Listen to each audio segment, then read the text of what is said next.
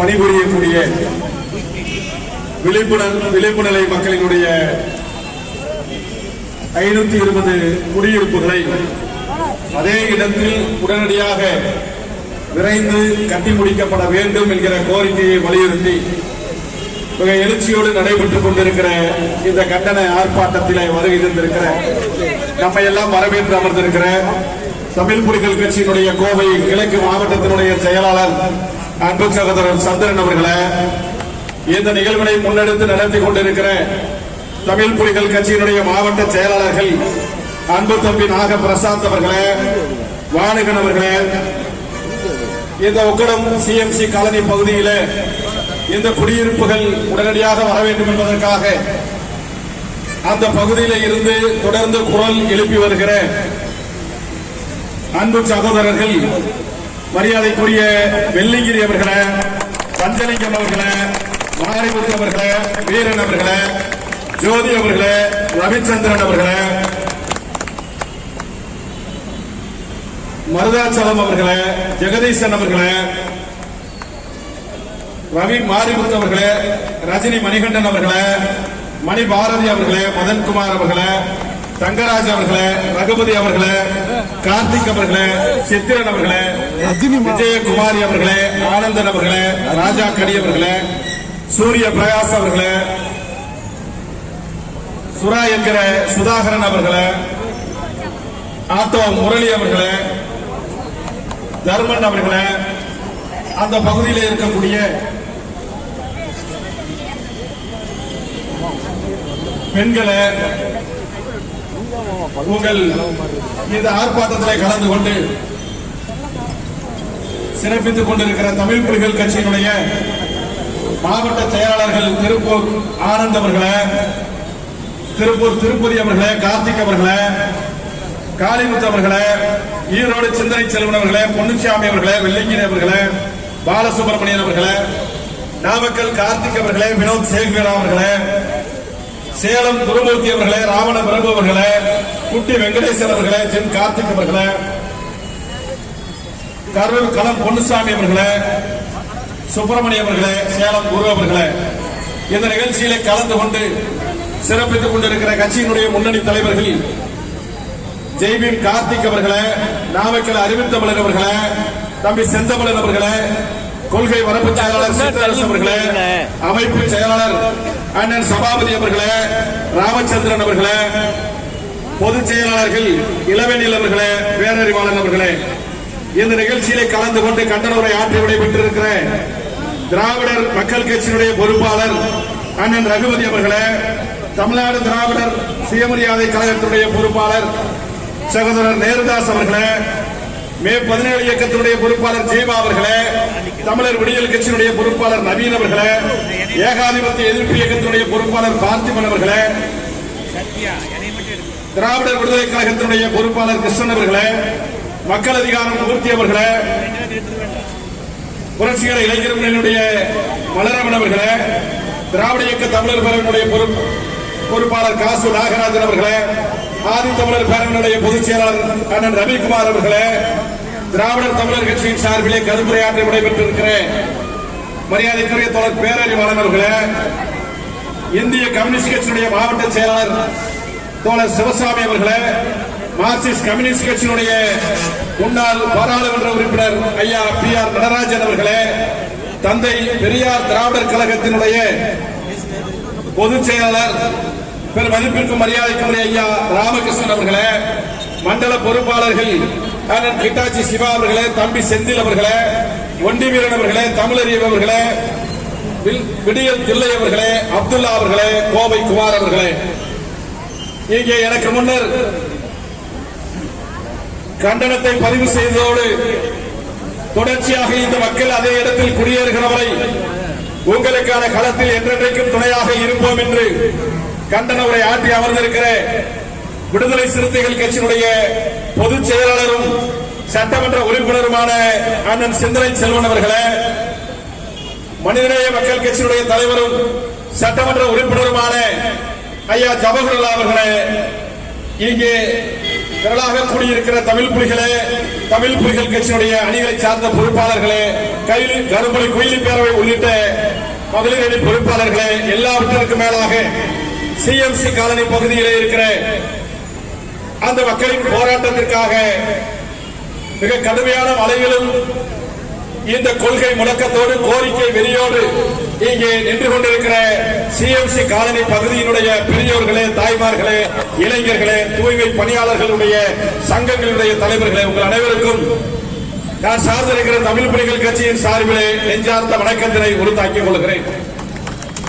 என் அன்பிற்குரிய சொந்தங்களே, இங்கே ஐயா ஜவஹர்லால் அவர்களும் அண்ணன் சிந்தனை செல்வன் அவர்களும் ஏறத்தாழ இந்த மக்களுடைய பிரச்சனைகளையும் அதனுடைய தேவைகளையும் வலியுறுத்தி இங்கே அமர்ந்திருக்கிறார்கள். அவர்கள் இருவரும் ஆற்றிய உரை குறைவுதான். மனிதநேய மக்கள் கட்சியுடைய தலைவர் ஐயா ஜவஹர்லால் அவர்களை பொறுத்தவரை இந்த பிரச்சனையில் மாத்திரமல்ல, ஒடுக்கப்பட்ட மக்களுடைய பிரச்சனையை எதுவாக இருந்தாலும் அழைக்கிற மாத்திரத்தில் அது எந்த களமானாலும், அது கவன ஈர்ப்பு ஆர்ப்பாட்டமாக இருக்கலாம், முற்றுகை போராட்டமாக இருக்கலாம், மாநாடுகளாக இருக்கலாம், தமிழ் புலிகளுடைய இந்த களத்தில் நான் அடிக்கடி மேடையிலே சொல்லுவதுண்டு, தமிழ் புலிகள் கட்சிக்கு சட்டமன்ற உறுப்பினர்கள் இல்லையே என்கிற கவலையை போக்கிக் கொண்டிருக்கிற கட்சியாக மனிதநேய மக்கள் கட்சியுடைய சட்டமன்ற உறுப்பினர் ஐயா ஜவஹர்லால் அவர்கள் இருக்கிறார்கள் என்பதை நான் பல மேடைகளிலே சொல்லுவதுண்டு. இன்றைக்கு தமிழ் புலிகள் கட்சிக்கு இன்னொரு சட்டமன்ற உறுப்பினர் கிடைத்திருக்கிறார், அண்ணன் சிந்தனை செல்வன் அவர்களை நாம் பெற்றிருக்கிறோம் என்கிற அந்த உணர்ச்சி போக்க இந்த கருத்தை நான் பதிவு செய்ய விரும்புகிறேன். ஏனென்றால் மாவட்ட ஆட்சியாளரிடத்தில் ஒரு மனு கொடுக்க வேண்டும் என்று அண்ணன் சிந்தனை செல்வன் அவர்கள் சொன்னார்கள். திடீரென சொல்லுகிற போது என்னுடைய அந்த அட்டை முகவரி லெட்டர் பேட் என்று சொல்லக்கூடிய அந்த லெட்டர் பேடிலே என்னுடைய பெயரையும் ஜவஹர்லால் அவருடைய பெயரிலும் ஒரு மனுவை தயார் செய்யுங்கள் என்று சொன்னார்.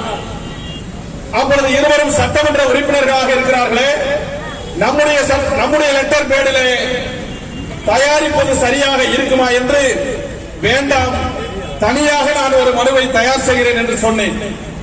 அப்பொழுது சிந்தனை செல்வன் அவர்கள் சொன்னார்கள், ஏன் தமிழ் புலிகள் கட்சியினுடைய லெட்டர் பேடிலே நாங்கள் கையெழுத்திடக்கூடாதா?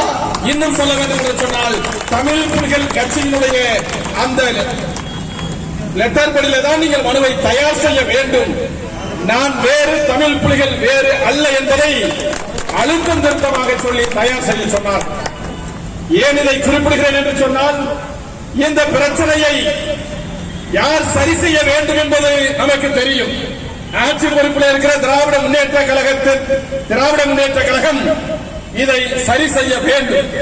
ஆனால் யாரிடம் சொன்னால் இது சரி செய்யக்கூடிய இடத்திற்கு தள்ளப்படும் என்பதை அறிந்துதான் அண்ணன் சிந்தனை செல்வன் அவர்களையும் ஐயா ஜவஹர்லால் அவர்களையும் இந்த ஆர்ப்பாட்டத்திற்கு நாம் அழைத்திருக்கிறோம். இந்த ஆர்ப்பாட்டம் என்பது ஒரு தொடக்கம் தான். தோழர் இளவேனில் அவர்கள் சொல்வதை போல இங்கே புல்லுக்காட்டு பகுதியிலே இருக்கிற இந்த உறவுகள் சிஎம்சி காலனி பகுதியிலே வந்து குடியேறுகிற வரை எங்கள் போராட்டம் தொடர்ந்து கொண்டே இருக்கும், நகர்ந்து கொண்டே இருக்கும் என்பதை எச்சரிக்கையோடும் கவன ஈர்ப்போடும் இங்கே பதிவு செய்வதற்காக தொடக்க நிலையிலான போராட்டம் இந்த போராட்டம் பல ஆண்டுகளுக்கு முன்பாகவே நாம் எடுத்திருக்க வேண்டும். ஆட்சியாளர்களுடைய மெத்தன போக்கு, அதிகாரிகளுடைய சாதிவரி போக்கு 4.5 ஆண்டு காலமாக இந்த ஒடுக்கப்பட்ட மக்கள் மிக கொடூரமான வாழ்க்கை முறையில், விலங்குகள் கூட வாழ முடியாத வாழ்க்கையில், இங்கே நாய்களுக்கு கூட கூடாரம் உண்டு, காக்கை குருவிகளுக்கு கூட கூடுண்டு, ஆனால் மனிதர்களாக வாழக்கூடிய இந்த ஒடுக்கப்பட்ட மக்களுக்கு இந்த அரசு தந்திருக்கிற இந்த கூடு என்பது, அந்த வீடு என்பது மனித சமூகம் வாழுவதற்கு தகுதியற்ற ஒரு வீடாக அந்த வீடுகள் அமைந்திருக்கிறது என்பதை இங்க இருக்கிற சட்டமன்ற உறுப்பினர்கள் இங்கே பதிவு செய்தார்கள். 4.5 ஆண்டு காலம் ஆகியும் கூட இந்த மக்களுக்கு அந்த குடியிருப்புகளை கட்டித்தர வேண்டும் என்கிற சிந்தனைகள் இங்க இருக்கிற அதிகாரிகளிடத்தில் வரவில்லை. இன்னும் சொல்ல வேண்டும் என்று சொன்னால், எங்களுடைய அந்த அலுவலர்கள், எங்களுடைய அந்த ஒப்பாரி சட்டம் இங்கிருக்கிற மாவட்ட ஆட்சியாளருக்கு, இங்கிருக்கிற மாநகராட்சி கமிஷனருக்கு இன்னும் அவருடைய இதயத்தை வருடவில்லை என்பதைத்தான் அவர்கள் பேசுகிற அந்த உரையிலே இருந்து நாம் காண முடியும். இன்னும் சொல்ல வேண்டும் என்று சொன்னால், நம்மளுடைய அந்த வாழ்க்கை நிலை, வாழ்வாதார சூழ்நிலை ஆட்சியாளர்களுக்கு இன்னும் எட்டவில்லை. என் அன்பிற்குரிய சொந்தங்களே, இங்க இருக்கிற அதிகாரிகளுக்கு, ஆட்சியாளர்களுக்கு நாம் இன்னும் உரைக்க சொல்ல வேண்டிய தேவை இருக்கிறது. ஏனென்றால் இங்க இருக்கிற அதிகாரிகள் நமக்கானவர்களாக இல்லை. அதுதான் இங்க ரொம்ப முக்கியமான பிரச்சனை. இங்க நான் அண்ணன் சிந்தனை செல்வன் அவர்களோ, ஐயா ஜவஹர்லால் அவர்களோ பேசுறதுக்கு முன்னாடியே, அல்லது அவங்க கடைசியா நான் பேசணும்னு நினைச்சது, சிந்தனை செல்வன் அண்ணா பேசி முடிச்ச பிறகு போயிருவாரு, ஜவஹர்லால் ஐயாவும் பேசி முடிச்சா போயிருவாரு, அப்புறமா நம்ம எண்ணத்துல என்னெல்லாம் தோணுது அப்பெல்லாம் பேசலாம். ஏன்னா அவங்க எல்லாம் சட்டமன்ற உறுப்பினர்களாக இருக்கிறாங்க, அவங்களை வச்சுட்டு பேசக்கூடாதுங்கிறதுக்கு தான் அவங்களை முன்னாடி பேசிட்டு போயிருவாங்கன்னு நினைச்சேன். ஆனா அவங்க மழை பெஞ்சாலும் பேசி முடிக்கிற வரைக்கும் போற மாதிரி இல்லை. எவ்வளவு அவங்க அப்படித்தான் அவங்க வளர்ந்த விதமே அப்படித்தான். ஆனாலும் வேற வழியே இல்லை, பேசியே ஆகணும்.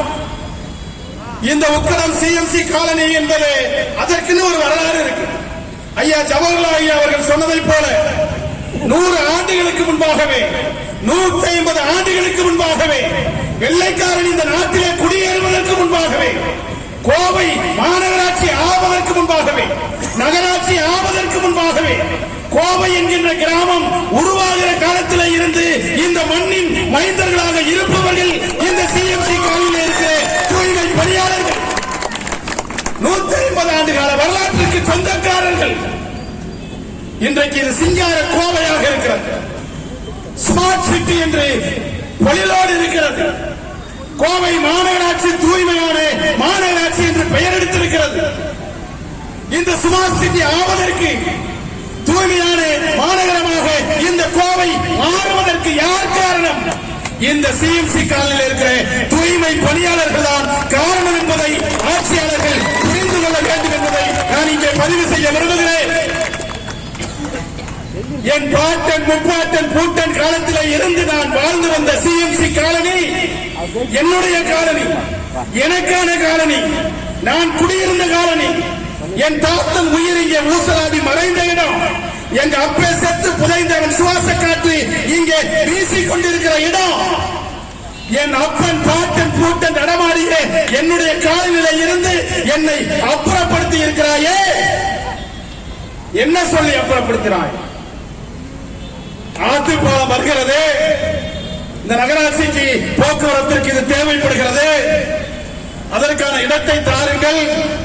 மீதம் இருக்கிற இடத்திலே 520 பயனாளிகள் என்று தேர்வு செய்யப்பட்டு அவர்களுக்கான குடியிருப்பை 18 மாதங்களிலே கட்டி முடித்து தருகிறோம் என்று அன்றைக்கு இருந்த ஆட்சியாளர்களும் அதிகாரிகளும் வாக்குறுதி தந்தீர்களா இல்லையா?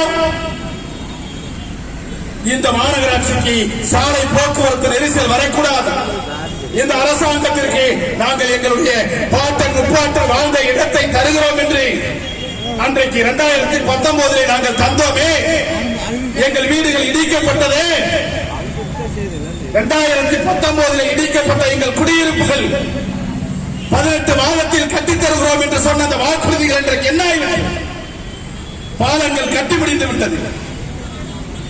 நீங்கள் சொன்ன உங்கள் போக்குவரத்திற்கு பாலங்கள் கட்டி முடித்து விட்டது, எங்களுக்கான குடியிருப்புகள் இன்னும் கட்ட தொடங்கவில்லை. நீங்கள் கேட்டால் அங்கே மீன் மார்க்கெட் என்று ஒரு கதை சொல்கிறீர்கள்.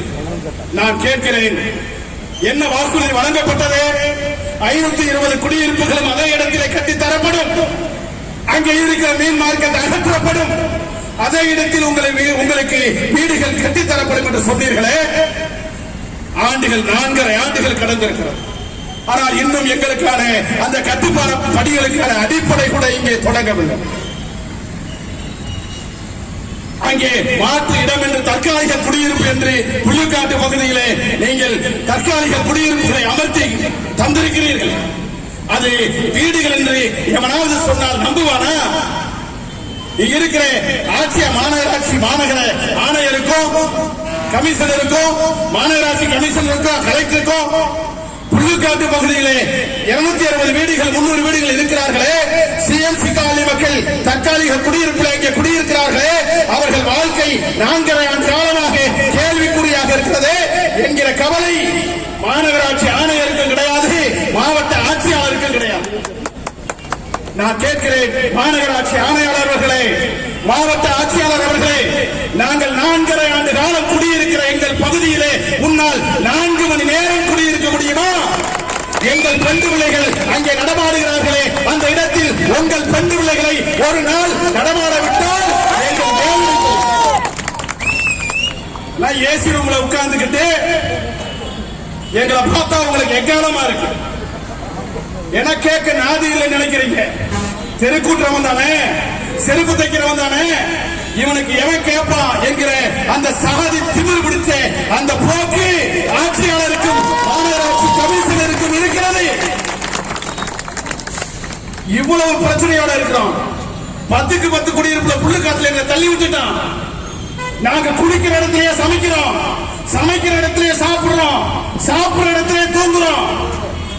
அம்மாவும் அப்பாவும் தூங்குனா பிள்ளைங்க நாங்க உள்ள தூங்க முடியாது, வெளியில தூங்குறோம். கணவன் மனைவி தூங்குகிற இடத்துல பிள்ளைகள் உறங்க முடியவில்லை. நாங்கள் வரலாறுல படிச்சிருக்கிறோம். படிக்கணும்னா அம்பேத்கர் படிக்கணும்னா அவங்க அப்பா வெளியில வரணும், அம்பேத்கர் படிக்கணும் லைட் வெளிச்சத்துல என்று படிச்சிருக்கிறோம். ஆனா இன்னைக்கு என் அப்பனும் அம்மாவும் வீட்டுக்குள்ள இருந்தா நான் வீட்டுக்கு போக முடியாத, வீட்டுக்குள்ள நுழைய முடியாம ரோட்ல தூங்கிட்டு இருக்கிறேன். வெயில்ல மலையில இப்ப கூட பார்த்தா மலையில நின்றுட்டு இருந்தான். எங்கேயுமே ஒதுங்கல. ஏன்? இதை விட பெரிய மலையில நாங்க நின்று இருக்கிறோம்டா. இந்த வீட்டுக்காக நிக்கிறதெல்லாம் ஒரு பெரிய பிரச்சனை இல்லை எங்களுக்கு. அப்படிப்பட்ட வேதனைகளோடு குடியிருக்கிற எங்களை நீங்கள் கொடுத்த அந்த வாக்குறுதிப்படி மீண்டும் சிஎம்சி காலனிக்குள்ளே எங்களை குடியமர்த்துங்கள் என்ற கோரிக்கையை 4 ஆண்டு காலமாக வைக்கிறோம். 4 வருஷமா யாரும் பேசல. இப்பதான் மெல்ல பேசையே தொடங்கி இருக்கிறோம். இப்பதான் நாங்க வீதிக்கே வந்திருக்கிறோம். 4 வருஷம் ஆச்சு, என்ன ஆச்சுன்னு கேட்கிறோம். இப்பதான் என் ரோட்டுக்குள்ளே வந்திருக்கிறோம். அதுக்குள்ள இவன் ஏகப்பட்ட கண்டிஷன். உக்கடத்துல அண்ணன் பரவாயில்ல, உக்கடத்துல இந்த ஆர்ப்பாட்டத்துக்கு அனுமதி கொடுக்கிறோம். அனுமதி லெட்டரையே வாங்கல, உங்களுக்கு அனுமதி இல்ல, லெட்டரே வாங்கலையா? நீ இந்த இடத்துல ஆர்ப்பாட்டம் நடத்த உங்களுக்கு அனுமதி இல்லை. எதுக்கு? இதே இடத்துல நாம் தமிழர் கட்சி ஆர்ப்பாட்டம் நடத்துறாங்க போன வாரம். இதே இடத்துலதான் அம்மா மக்கள் முன்னேற்ற கழகம் ஆர்ப்பாட்டம் நடத்துறாங்க. 2 பேருமே திமுகவுக்கு எதிரான கட்சி, எதிர்கட்சி. 2 பேருமே மேடையை போட்டு திமுகவை கிளிவிழி கிழிச்சா. திமுகவுக்கு எதிராக இருக்கிற நாம் தமிழருக்கு இங்க நீ மேடை போட்டு கொடுக்கிற, திமுகவிற்கு எதிராக இருக்கிற அமமுகவுக்கு இங்க மேடை போட்டு கொடுக்கிற. ஆனா திமுக கட்சிக்கு தோழமையா இருக்கிற கூட்டணியில் இருக்கிற கட்சி தலைவர்கள் நாங்க பேச போறோம் சொன்னா அனுமதி மறுக்கிற.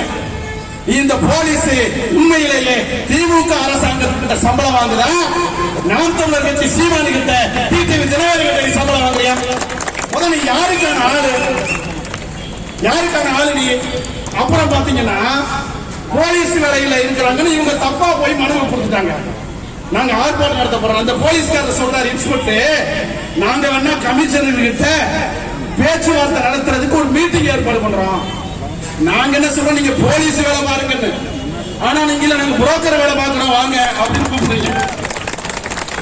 புரோக்கர் வேலை பார்க்கிற வேலை உங்க வேலை இல்ல. ஆர்ப்பாட்டம் நடத்துறதுக்கு அனுமதி தரக்கூடிய காவல்துறையினுடைய வேலை தான் உங்க வேலை. எப்பவுமே போலீஸ்காரங்க போலீஸ்கார வேலையை பாருங்க, புரோக்கர் வேலையை பார்க்காதீங்க. கமிஷனரை பார்த்து கலெக்டரை பார்த்து பேசுறதுக்கு தெரியும். இந்த பிரச்சனையில நாங்க இப்ப தொடங்கி இருக்கிறோம். இது தொடக்கம் தான், முடிவு அல்ல. இந்த 520 குடியிருப்புகளும் அந்த இடத்தில் உடனடியாக கட்டி முடிக்கப்பட வேண்டும் என்கிற கோரிக்கையை தமிழ் புலிகள் கட்சி இப்போது தொடங்கி இருக்கிறது. நான் இந்த இடத்துல மெத்த பணிவோடு அண்ணன் சிந்தனை செல்வன் அவர்களும் ஐயா ஜவஹர்லால் அவர்களும் இருக்கிற காலத்தால் மெத்த பணவோடு ஆட்சியாளரிடமும் கமிஷனரிடத்திலே நாங்கள் கோரிக்கையாக வைக்க விரும்புவதெல்லாம் 4.5 ஆண்டு காலம் இங்கே நாங்கள் அனாதைகளாக, அகதிகளாக, கேட்பாரற்றவர்களாக பாம்பு பள்ளிகளோடு குடியிருக்கிறோம், சாக்கடைகளிலே குடியிருக்கிறோம், கழிப்பறை வசதி இல்லாமல் குடியிருக்கிறோம், மின்சார வசதி இல்லாமல் குடியிருக்கிறோம். எங்கள் குடியிருப்பை உடனடியாக கொண்டு வருவதற்கு தடையாக என்ன இருக்கு? நீங்க என்ன காரணம் சொல்றீங்க? அங்க இருக்கிற மீன் மார்க்கெட் அகற்றப்பட வேண்டும். கலெக்டர் அவருடைய இன்ஜினியர் கிட்ட போனா அவர் என்ன சொல்றாரு? மீன் மார்க்கெட்டை அப்புறப்படுத்தி மாநகராட்சி கமிஷனர் கிட்ட ஒப்படைச்சுட்டா நாங்க உடனே வீடை கட்டிடுவோம் சொல்றாரு. மாநகராட்சி கமிஷனர் போனா என்ன சொல்றாரு? போன ஆட்சியில தப்பா ஒரு ஜீவோ போட்டாங்க, அந்த ஜீவோவை மாத்தி இன்னொரு ஜீவோ போடணும். நான் என்ன கேட்கிறேன், எதுவோ கூட இருக்கட்டும், அந்த ஆட்சி தவறு செய்ததாக கூட இருக்கட்டும். இந்த தவறை சரி செய்ய வேண்டிய இடத்திலே மாநகராட்சி ஆணையர் இருக்கிறாரா இல்லையா? அந்த தவறை சரி செய்ய வேண்டிய இடத்திலே மாவட்ட ஆட்சியாளர் இருக்கிறாரா இல்லையா? 2 பேரும் பேசி தவறை சரி செய்து உடனடியாக அந்த மீன் மார்க்கெட்டை நீங்கள் அப்புறப்படுத்த வேண்டுமா இல்லையா? கேட்டால் மீன் மார்க்கெட் இடத்திலே போட்ட ஒப்பந்தத்திலே ஒரு சின்ன குளறுபடி ஆகிவிட்டது என்று சொல்கிறார். என்ன குளறுபடி? அங்கே புதிதாக கட்டப்பட்டிருக்கிற மீன் மார்க்கெட்டிலே இடம் மாநகராட்சி, ஆனால் கட்டப்பட்ட தொகை என்பதை மீன் மார்க்கெட்டை சார்ந்தவர்கள் அவர்களுடைய செலவிலே கட்டிவிட்டார்கள். இப்போது அவர்களுக்கு எந்த அடிப்படையில் டெண்டர் விடுவது என்பதிலே சிக்கல் இருக்கிறது. எனவே அந்த மீன் மார்க்கெட்டை எங்களால் அகற்ற முடியவில்லை என்று ஒரு போக்கில் ஒரு சாதாரண காரணம். இது ஒரு காரணமாயா? மீன் மார்க்கெட்டை இன்னொரு இடத்துல கட்டியாச்சு, இவங்களை நீங்க அந்த அப்புறப்படுத்தணும். ஆனா அப்புறப்படுத்த முடியல, கமிஷனர் கலெக்டர் சொன்னா இதற்கு தமிழக அரசு முதல் இந்த தார்மீக கடமையை பொறுப்பை ஏற்றுக்கொள்ள வேண்டிய நிலையில நான் நின்று கொண்டிருக்கோம். ஏன்னா இன்னைக்கு கூட அண்ணன் சின்னச்செல்வன் அழகா சொன்னார், ரொம்ப சாதாரண பிரச்சனை. மீன் மார்க்கெட்டை அப்புறப்படுத்துங்கள் என்று சொல்லுகிற போது ஆட்சியாளர் சொன்னாரு, இல்ல அவரே தெளிவா சொல்றாரு, பகுதி பேர் போறேன்ட்டாங்க, பகுதி பேர் போகலன்ட்டாங்க. அப்ப அந்த பகுதி பேரை உடனடியாக நீங்க காலி செய்யணும்னா அந்த மீன் மார்க்கெட்டுக்காரங்க வியாபாரம் என்ன ஆகுறதுன்னு ஒரு 20 மீன் மார்க்கெட் வியாபாரிகளுக்காக மாவட்ட ஆட்சியாளர் பேசுறார். அப்ப நான் சொன்னேன், 20 மீன் கடைக்காரங்களையே அவங்க வியாபாரம் என்னாகும் என்று இறக்கப்படுகிற மாவட்ட ஆட்சியாளர் அவர்களே, 20 மீன் மார்க்கெட் வியாபாரிகளுக்காக இறக்கப்படுகிற நீங்கள் 500 குடும்பங்கள் இன்றைக்கு தத்தளித்துக் கொண்டிருக்கிறோம், தவிர்த்துக் கொண்டிருக்கிறோம். இந்த 500 குடும்பங்களை நீங்கள் ஏன் கவனிக்க தவறுகிறீர்கள்? அதற்கு பதிலே கிடையாது. அப்போ நாம் என்னவாக இதை கருத வேண்டியதாக இருக்கிறதுனா, இந்த மீன் மார்க்கெட்டை அப்புறப்படுத்துவதிலே மாவட்ட ஆட்சியாளருக்கும் இங்க இருக்கிற மாநகராட்சி ஆணையருக்குமான சிக்கல்கள் இங்கே நீடித்துக் கொண்டிருக்கிறது. அந்த சிக்கல்களை ஐயா ஜவஹர்லால் அவர்களும் அண்ணன் சிந்தனை செல்வன் அவர்களும் மிக தெளிவாக தெரிந்து கொண்டார்கள். 2 வாரத்தில் இந்த கமிஷனரிடம் இருந்து, இந்த ஆட்சியாளரிடம் இருந்து அவர்களுடைய மேசையில் இருக்கிற அந்த விண்ணப்பம், அந்த மனுவானது அடுத்த கட்டத்திற்கு நகர இருக்கிறது, நாங்கள் நகர்த்தி விடுகிறோம் என்று சொல்லி இருக்கிறார்கள். உடனடியாக நீங்கள் அதையாவது செய்யுங்கள். மேலே இருக்கிற ஆட்சியாளர்களிடத்தில் எப்படி பேசி இந்த வீடுகளை பெற முடியும் என்பதை எங்களால் நாங்கள் அங்கே அழுத்தத்தை நாங்கள் அங்கே கண்டுபிடிக்கிறோம். எனவே நீங்கள் உடனடியாக மாவட்ட ஆட்சியாளர் அவர்கள், கமிஷனர் அவர்களும் இந்த 520 குடும்பங்களின் மீது கவனம் செலுத்தி உடனடியாக குடியிருப்புகளை கட்டுவதற்கான ஆவணத்தை பரிந்துரையை நீங்கள் செய்ய வேண்டும். இல்லைன்னா நான் ஒன்றை மாத்திரம் இங்கே சொல்கிறேன், இவர்கள் அண்ணன் மேடையில் இருப்பவர்கள் கூட்டணியில் இருக்கிறார்கள். நாங்கள் தோழமையோடு திமுக இங்கே ஆட்சி அமர வேண்டும், வெற்றி பெற வேண்டும் என்று தமிழ்நாடு முழுவதும் பிரச்சாரம் செய்தவர்கள்.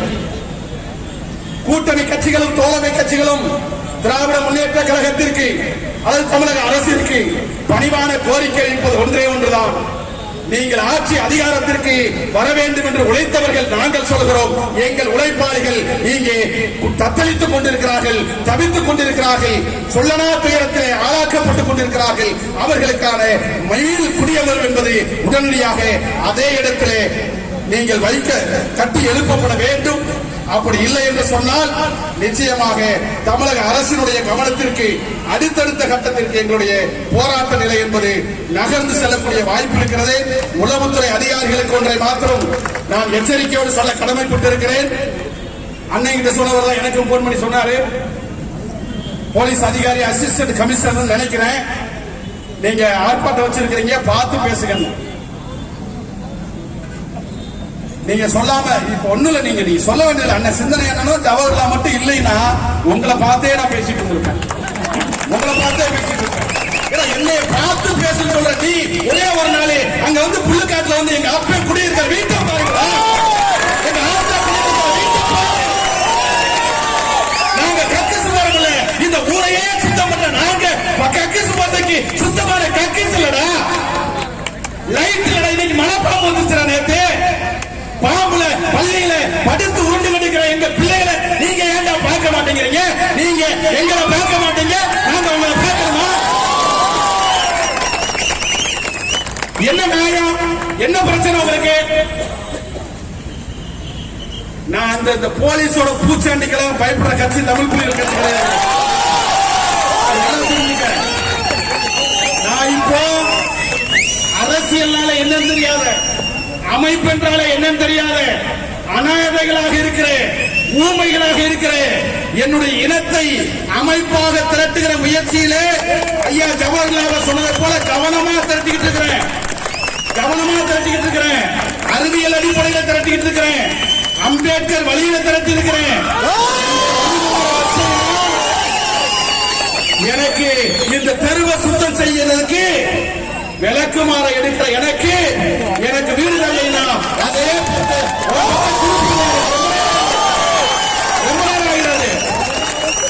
இந்த பூச்சாண்டி காட்டுறது, பயமுறுத்துறது, கேஸ் போட்டு சொல்றதுன்னா வேற ஆள்கிட்ட வச்சு என்ன கேஸ் வாங்கிட்டு தான் கட்சிக்கே வந்திருக்கிறேன். கேஸ் வாங்கிட்டு தான் கட்சி ஆரம்பிச்சிருக்கிறேன். அதனால இந்த காவல் அதான் திரும்ப சொல்லிட்டேன். அண்ணன் சிந்தனை அவர்கள் கேட்கிற போது சொன்ன கோயம்புத்தூர்ல அங்க கொடி கட்டக்கூடாது, இங்க கொடி கட்டக்கூடாது, மேடை அங்க போடக்கூடாது, நீ ஒரு ஸ்டைல்ல வச்சிருக்கிற கோயம்புத்தூர். இந்த கோயம்புத்தூருடைய அந்த யதார்த்தத்தை மாற்றி காட்டுகிற முயற்சியை தமிழ் புலிகள் கட்சி செய்யும். இப்போ சொன்ன கூட்டணி கட்சியும் தோழமை கட்சியுமாக இருக்கிற காரணத்தால போலீஸ் சொன்னதுக்காக இல்ல, நாங்கள் விரும்பிய ஆட்சி, திராவிட மாடல் ஆட்சி, திமுக ஆட்சி நாங்கள் விரும்பிய ஆட்சி. இந்த ஆட்சி அமர வேண்டும் என்பதற்காக நாங்கள் உழைத்திருக்கிறோம். அந்த ஆட்சிக்கு கெட்ட பெயரை உருவாக்குகிற பணியை இங்க இருக்கிற உளவுத்துறை அதிகாரிகளும், கோயம்புத்தூர் மாவட்ட காவல்துறை அதிகாரிகளும், அங்கிருக்கிற மாவட்ட மாநகராட்சி ஆணையாளரும் கலெக்டரும் செஞ்சுட்டு இருக்கிறாங்களோ எங்களுக்கு சந்தேகமா இருக்கு. ஏன்னா நிச்சயமா திமுக இந்த மக்களுக்கு எதிராக இருக்காதுன்னு நாங்க நம்புறோம். அப்போ திமுக பேரை கெடுக்கிறதுக்காக கலெக்டர் கமிஷனர் இருக்கிறாங்க நான் நினைக்கிறேன். இவ்வளவு நேரத்திலையும் இங்க கோவை மாநகர காவல்துறை ஆணையர், உண்மையிலே சட்ட ஒழுங்கு ஆணையர் கமிஷனர் இங்க உக்கடத்துல வந்து ஆர்ப்பாட்ட அனுமதி மறுத்துட்டாங்கன்னு நான் தொலைபேசியில் தான் பேசுறேன். உண்மையிலேயே நான் நன்றி சொல்வதாக இருந்தால் இந்த மாநகர ஆணையர், சட்டம் ஒழுங்கு ஆணையர் கமிஷனருக்கு நான் நன்றி சொல்ல விரும்புகிறேன். தொலைபேசியிலேயே இது ஜனநாயக உரிமை, நீங்கள் ஆர்ப்பாட்டத்தை நடத்திக் கொள்ளுங்கள் என்று அனுமதி வழங்கியதற்காக இங்கே சட்டம் ஒழுங்கு ஆணையர் அவர்களுக்கு நான் நன்றியை சொல்லி, தமிழ் புலிகள் கட்சியுடைய இந்த கோரிக்கை போராட்டம் ஒரு தொடக்கமாக இருக்கிறது. இந்த மக்களுக்கான அந்த உரிமையை மீட்கிற வரை தமிழ் புலிகள் கட்சி ஓயாது என்று சொல்லி, இவ்வளவு நேரம் மழை பெய்தாலும் இவ்வளவு நேரமும் பொறுமையோடு இங்கே களத்தில் இருக்கிற சிஎம்சி காலனி மக்களுக்கும், பெரியோர்களுக்கும், தாய்மார்களுக்கும் என்றென்றைக்கும் தமிழ் புலிகள் கட்சி உங்களோடு நிற்கும். நீங்க இனிமே தனியாளு கிடையாது, நீங்க இனிமே தனியாளு கிடையாது. மக்கள் கட்சி இருக்கிறது. உங்கள் உணர்வோடும் உயிரோடும் கலந்த தமிழ் புலிகள் நாங்கள் இருக்கிறோம். நீங்கள்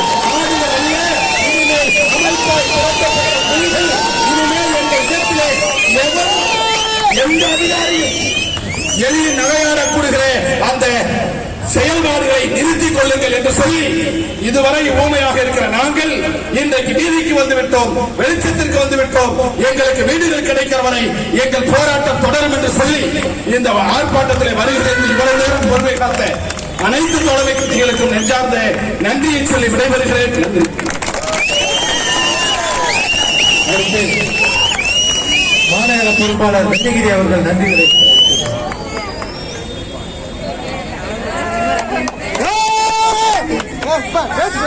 பிரஸ் போட்டோ எடுக்கிறோமா இந்த மேடைக்கு வாங்க.